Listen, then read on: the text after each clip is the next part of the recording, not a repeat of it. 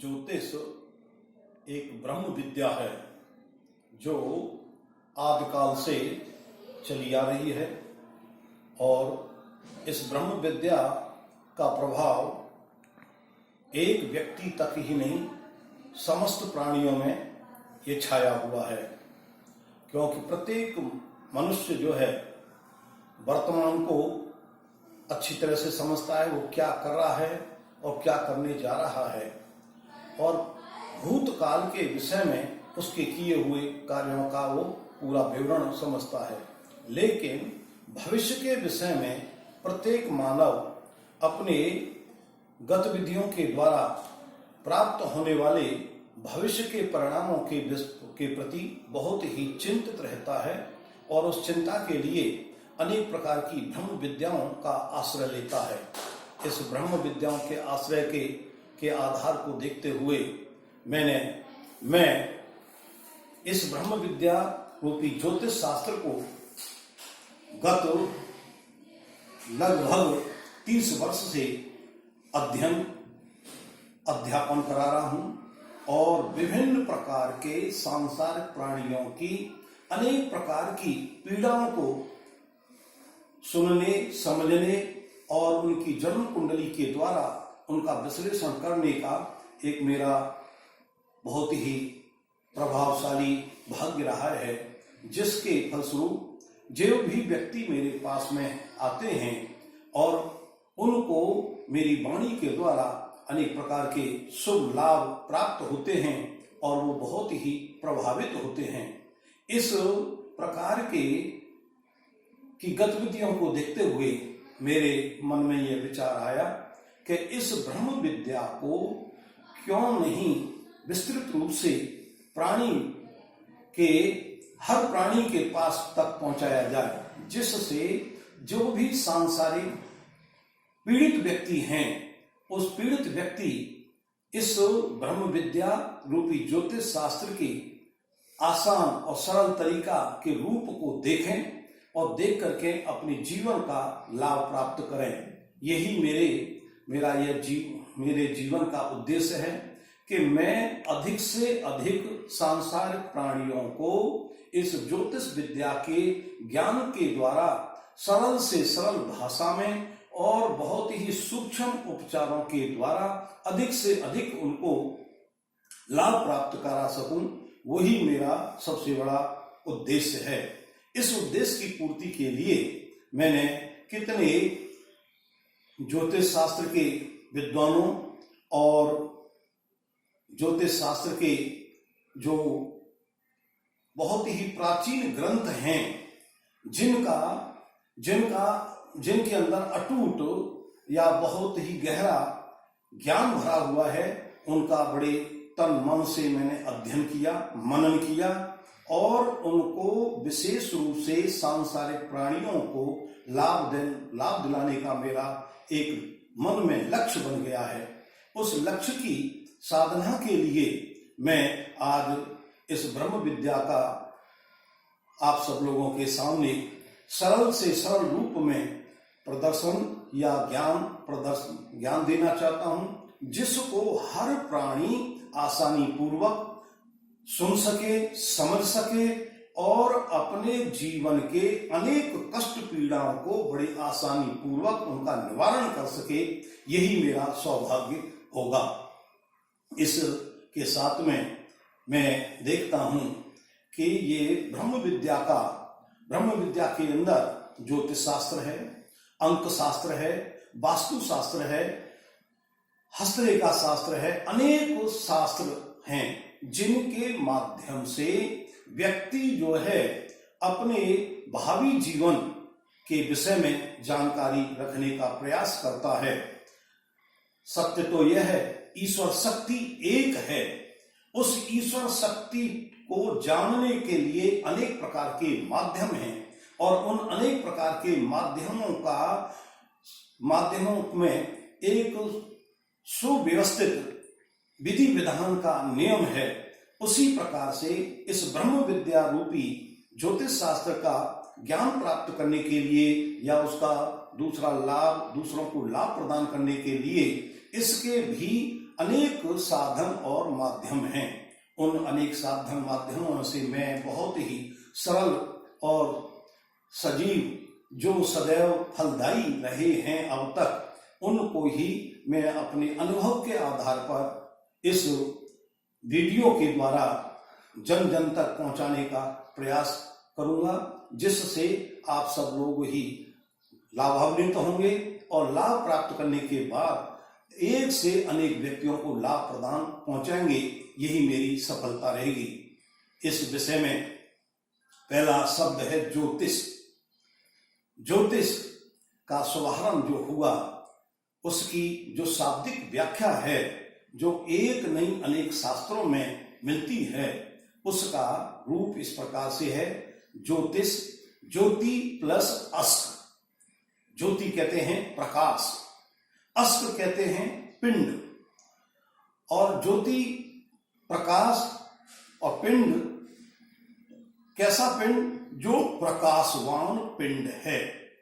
प्रकाशवान पिंड के विषय में हमारे ब्रह्म पुराण में लिखा हुआ है कि चैत्र शुक्ला प्रतिपदा के दिन सभी ग्रह, सभी प्रकाशवान पिंड, सभी तारे, जो भी प्रकाशवान पिंड थे, वो सभी एक जगह एकत्रित थे और उनके अंदर एक गति का संचरण हुआ और उस गति के माध्यम से धीरे धीरे वो हमारे मानव के ऊपर प्रकाश या अपना प्रभाव डालने लगे। उनमें से सबसे पहला अस्क प्रकाशवान पिंड था सूर्य। सूर्य आज भी संसार के समस्त प्राणियों को प्रकाश देता है और प्रकाश से गति और ऊर्जा पैदा होती है और उस गति ऊर्जा के फलस्वरूप हमारे को अनेक प्रकार के शुभ लाभ प्राप्त होते हैं। उन शुभ लाभों से एक गति मनुष्य जो है अपने सांसारिक कार्यों को पूर्ण करता है। इसी के साथ में दूसरा प्रकाशवान पिंड था चंद्रमा। सूर्य के अंदर तेजी, गर्मी, प्रकाश और चंद्रमा के अंदर भी प्रकाश था, लेकिन वह शीतल था और वह शीतल प्रकाश सबके मन को आनंदित कर रहा था। इसी प्रकार से धीरे धीरे उनमें से मंगल पिंड पैदा हुआ। मंगल के बाद हरे रंग का बुध रूपी पिंड बना। उद्भिद पिंडों में पहला पिंड सूर्य था, जिसके अंदर उग्रता थी, तेज था। दूसरा पिंड चंद्रमा था, जो शीतलता प्रदान करने वाला था। तीसरा पिंड लालमा लिए हुए था, जिसे हम मंगल के नाम से पुकारते हैं। चौथा पिंड हरे रंग का था और सबको मनमोहक था, सबके मन को आकर्षित कर रहा था, जिसे हम बुद्ध के नाम से पुकारते हैं। पांचवा पिंड विशाल बड़ा था, पीले रंग का था। पीला रंग स्तंभन का कारक होता है और हर प्रकार की गतिविधि को बहुत ही गंभीरता के साथ में सोचता विचारता हुआ अपने भावों को स्थिर कर देता है। इस प्रकार से बृहस्पति का जन्म हुआ। इसके बाद में प्रकाशवान पिंड जो बहुत ही तेजस्वी था, सफेद रंग का था और सबके मन को मोहक करने वाला था, आकर्षण का बिंदु था, जो आज भी सबके मन को भोग विलासों में लिप्त करने वाला होता है, जिसे हम शुक्र के नाम से जानते हैं। इसके बाद में काले रंग का बड़ा विशाल आकार का पिंड था, जो बहुत धीमी गति से चल रहा था और अपने धीमी गति के कारण से अपना प्रभाव सांसारिक प्राणियों पर डाल रहा था।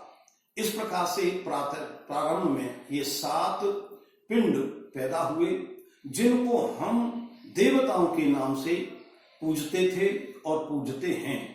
उन प्रकाशवान पिंडों का आकार, गति, रूप, रंग और उनका मानव के ऊपर पड़ने वाला जो प्रभाव है, उस प्रभाव का जो गणितीय लेखा जोखा तैयार किया गया, उसे हम ज्योतिष शास्त्र कहते हैं। उस ज्योतिष शास्त्र के रूप को आज भी हम और हमारे विद्यार्थीगण या इस ब्रह्म विद्या के जिज्ञासुगण अध्ययन करते हैं, मनन करते हैं और उनका मानव जीवन के ऊपर क्या प्रभाव पड़ता है उसको बताते हैं। ये ज्योतिष शास्त्र कहलाता है। इस ज्योतिष शास्त्र में जिन प्राणियों ने अपनी बुद्धि के आधार पर, अपनी बुद्धि की या अपनी प्रज्ञा के द्वारा जो दक्षता प्राप्त कर ली, वे ज्योतिषी कहलाई और आज भी वो ज्योतिषी के नाम से प्रसिद्ध हैं। संसार में ज्योतिषी नाम के तो बहुत प्राणी हैं, बहुत विद्वान हैं, लेकिन असली ज्योतिषी वह है जो स्वयं के लोभ, लालच, स्वार्थ को छोड़ करके जन कल्याण के लिए उन ग्रहों का इस प्रकार का विश्लेषण करें और दूसरों को लाभ प्रदान करावे, वो असली ज्योतिषी है। जो मानव का या जन कल्याण का कार्य करता है वो ज्योतिषी कहलाता है। इस भावना के साथ में मेरी सदैव भावना है कि जन कल्याण के साथ में मैं सभी का कल्याण हो। इस कल्याण के साथ में कल्याणम अस्तु। जो ब्रह्म विद्या का सरल से सरल भाषा में विश्लेषण किया है, उसे YouTube पर ज्योतिष दीप चैनल के माध्यम से आप सभी के पास पहुंचाने का प्रयास किया जा रहा है, जिसे आप अधिक से अधिक संख्या में सब्सक्राइब करें व बेल आइकन प्रेस करें, जिससे हमारे आने वाले प्रत्येक वीडियो का नोटिफिकेशन मिल सके। आप अपनी जिज्ञासाओं के समाधान हेतु हमारे मेल आईडी पर मेल कर सकते हैं। Mail ID jyotish.deep@gmail.com।